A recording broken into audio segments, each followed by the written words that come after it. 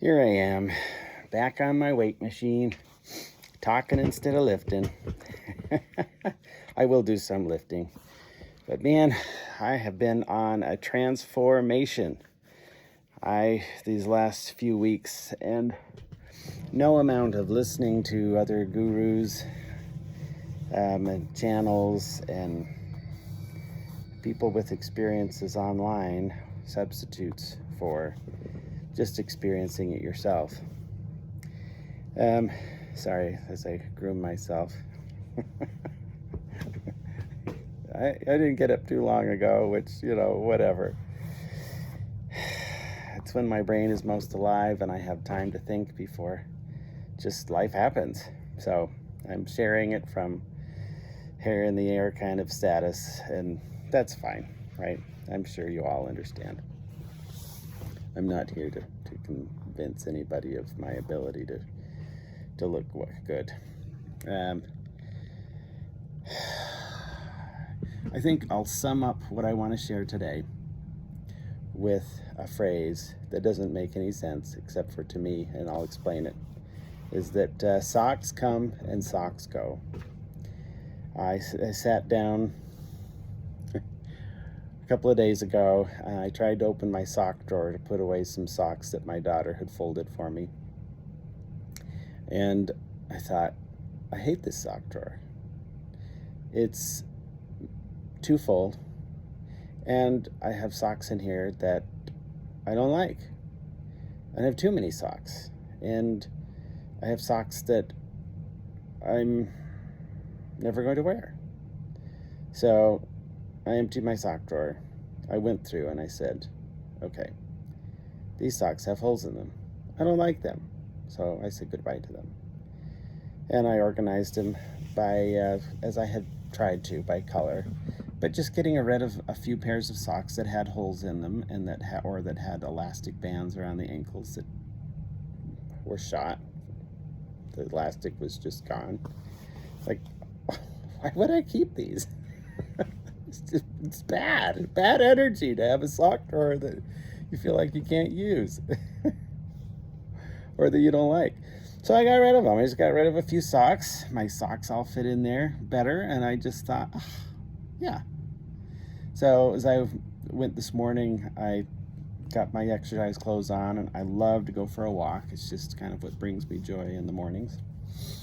It's a little bit colder out there, though, so I got to dress up. So I'm before my walk, and I thought, God, I need some socks. And I thought, yeah, I got a sock drawer. It doesn't matter if they're exercise socks, low ankle socks. In fact, why would I want low ankle exercise socks? It's cold outside. I'm wearing long pants. When I lived in Europe, in the Czech Republic in particular, it seemed like everybody outside would be wearing very activity appropriate clothing. And for some reason, my family and I balked at that at the time, and I still do, thinking, whatever. If I want to wear something that isn't completely quote-unquote appropriate for the activity, I'm going to wear it. Who cares? So my philosophy for the day is socks come and socks go, but I'm going to enjoy wearing my socks.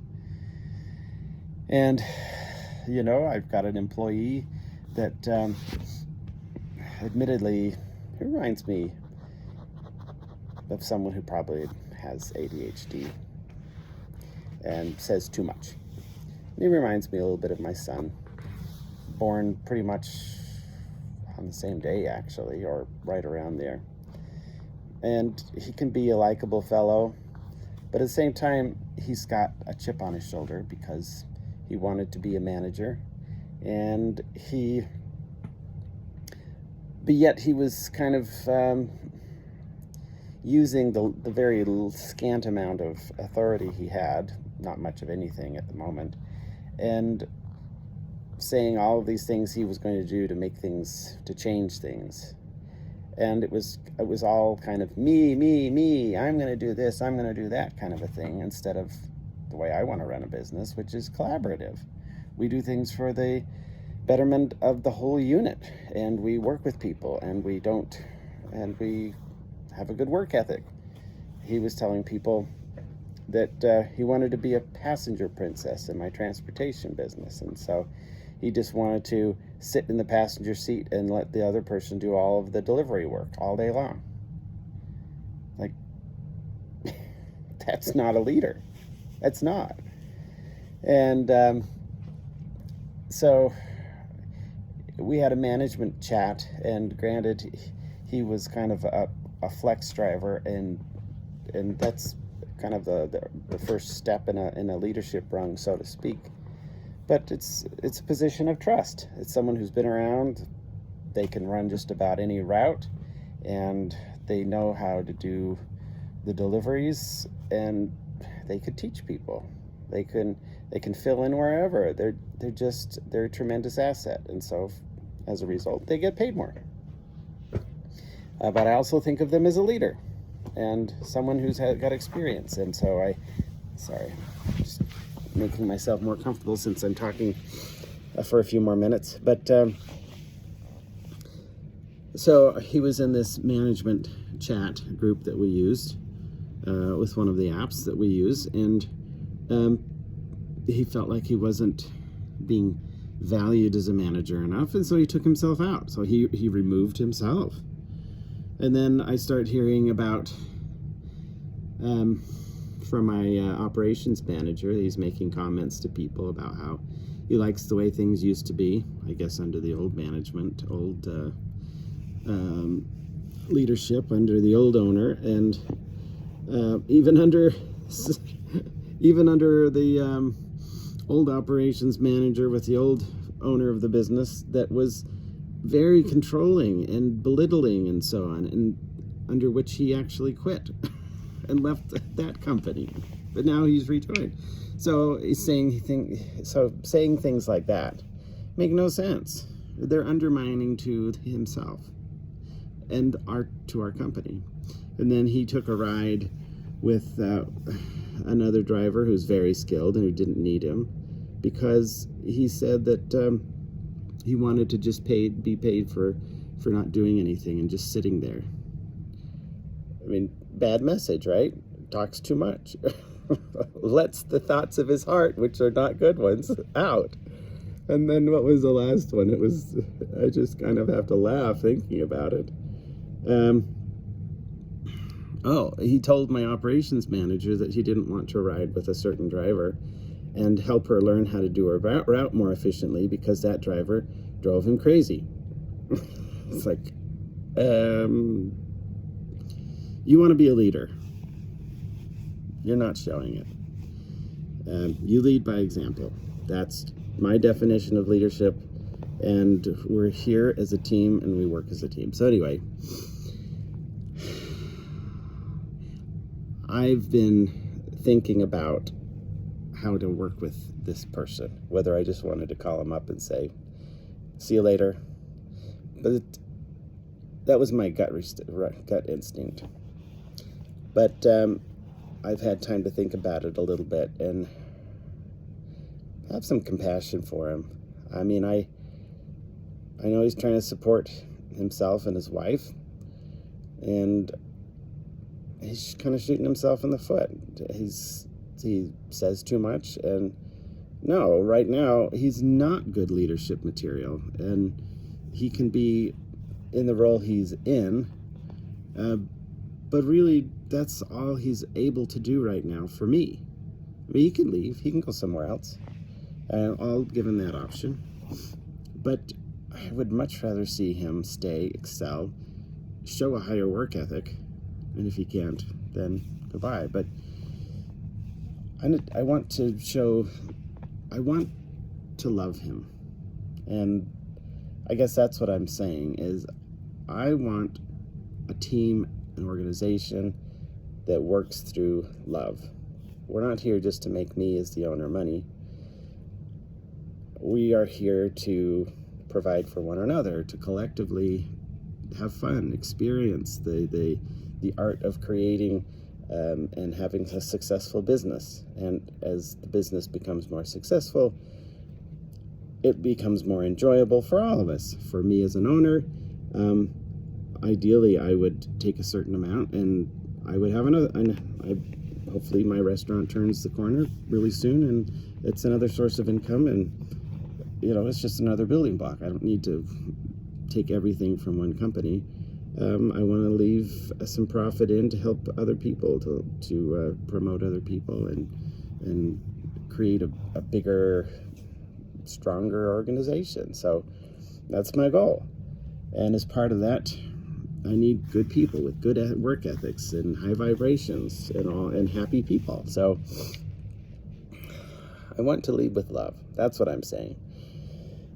So I'm kind of breaking into that in all aspects of my life, is allowing the socks that have holes in them to leave, but also showing love and compassion and to myself and to others. And if they're willing to work with me, then they can be part of my sock drawer, and it'll be great. We'll have a good time together. But if you're going to have a hole and you're not going to fix it, and you're going to have a waist or an elastic that doesn't work and you're not willing to fix it, or you can't fix it, then yeah, I guess I have to say goodbye. So that's kind of where I'm at with that one. But it's a new energy I'm feeling. It's a new awareness that I'm feeling. And I'll end with these thoughts, and that is one of the reasons I thought to come on today, is because if you are anything like me, you listen to a lot of smart people, people that have spiritual gifts and skills that they've developed, and that they can connect with energies, and they can channel. A lot of tarot card readers. And I've long thought, I could do that. I've got spiritual gifts. I know, as part of the church I was in for years, I would give what are called blessings, and I would, if people were sick and they wanted a blessing, they would call on an elder of the church to, put this consecrated holy oil on their head and consecrate it to their well-being, and then perform these blessings with hands on the head, and pronounce inspired words that were to guide the person and to inspire them toward being healed, or taking action in the path that would get them healed. So I would, and it's not just health healings, but you could give them as blessings of going back to school for your children, or just kind of general blessings in times of something special or some special need. And so that was my thing. I whenever I had those circumstances, and I never solicited them in any way, shape, or form, because it's effort. And it's not what we did. We don't, it's always someone that comes and asks you. So when asked, I would perform this blessing, and I would try to put my mind and my heart in this circumstance where things could flow. The words would come to my mouth, where I assumed that they came from the Holy Spirit, from God, for the benefit of this individual. Not for my benefit, but for the benefit of this individual. And so sometimes I would feel more inspired than others. But sometimes I would just feel that the words would flow, tears would come to my eyes, and I would just feel love and compassion for that person, and gratitude for being in the situation, being some kind of a conduit. And I have no doubt, what I was doing was not what I thought necessarily that I was doing. But what I was doing was channeling power, energy from the spiritual side tapping into what? I don't know exactly what I was tapping into, but I was tapping into something. So I know that I have some spiritual gifts. I am trying to develop those and understand them. Bought myself a deck of, not tarot cards, but oracle cards. And I've toyed around with them for the past couple of years. And I've been watching tarot card readers and how they shuffle their decks, and how they, when cards don't shuffle correctly and pop out, that's their indication that Spirit wants them, that card it has a message regarding their audience, whether it's one person or it's a collective. And the messages from those cards collectively, using their channeled inspiration, that they feel as they see the card, and they focus on the needs of that person or their collective, that's the message. And I have been amazed at, as I've gotten more and more attracted to the tarot card readers, and there's a lot of them out there, but there's a lot, but the whole host of them all seem to be saying the same thing. It's not just, oh, here's a tarot card reader, and they're saying that, you're going to have this experience and that experience, and this one over here is saying something totally different. No, they're all saying pretty much the same thing. And a lot of them are acting surprised and saying, wow, this collective that I'm reading for, this is really powerful energy. This is yada, yada, yada, and this is this, and this is that. And I'm thinking, yeah, that's what I'm feeling. That's what I'm feeling. So I practice with my oracle cards, the shuffling and my intention, and saying, okay, a card that's on the bottom of the deck, that's for me. Cards that don't shuffle and pop out of the deck, those are for me.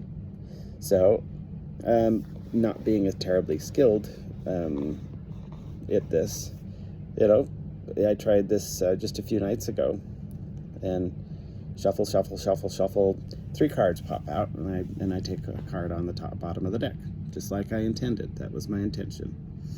And I put those cards together. I looked at the meaning. I kind of thought about my circumstance and what Spirit's trying to communicate to me, and bam, it's just so in harmony with my goals, what my feelings are, and all of the other tarot card readers. So the ones I've gravitated, well, the ones that have popped up in my feed, I have certain ones that I really like, and I do listen to them, and then there's other ones that just kind of randomly pop up. But they all seem to be saying this pretty much the same thing. But my message to myself is, I am the reader. I am reading my own energy. I'm creating my reality. And these tarot card readers are reading energy off of us and interpreting things off of us, as I think Abraham explained. And Abraham's message has always been, you are the creator of your own reality, not someone else. Nobody else is creating it.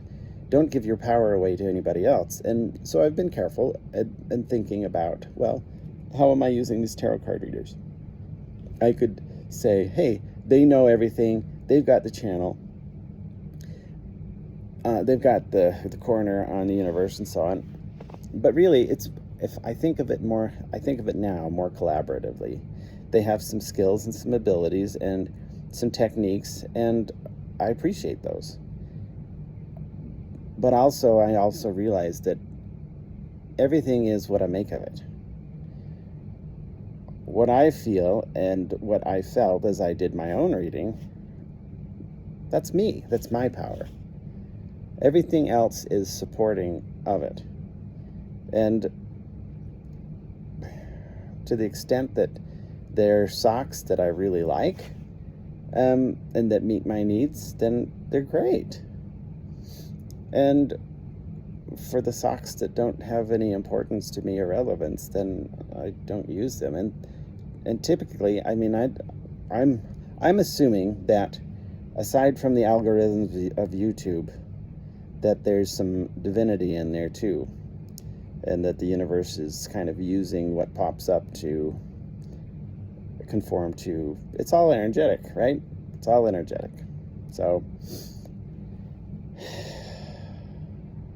don't pretend to understand it all, but neither do I have to, and I create my own reality. So what I choose, as long as it's positive, then who cares? I'm going to incorporate it. So I feel like I'm really turning a corner, and I wanted to just share these things with you in hopes that you too might be on a similar journey and trying to put all of the parts and pieces together in your lives and trying to figure out how this grand experience of life, this matrix, this whatever it is, just how it works. And we're just wanting to have fun. So good luck on your exploration. Hopefully what I've said is helpful. I'm just expressing the things that I'm excited about and that are helping me. So all the best to you. Hats off to you and yours, and just all of the co-creation we're all doing. You know, may the world's vibrational level just keep going up and up, and let's leave behind the low energies and the socks that we don't need, right? And if those socks want to keep living in their reality and creating things that are to their liking, to their needs, to their situation in life, then so be it. Have fun, socks. But I'm moving on. I want socks that are ones that I enjoy. So there we go. Clean out your sock drawer.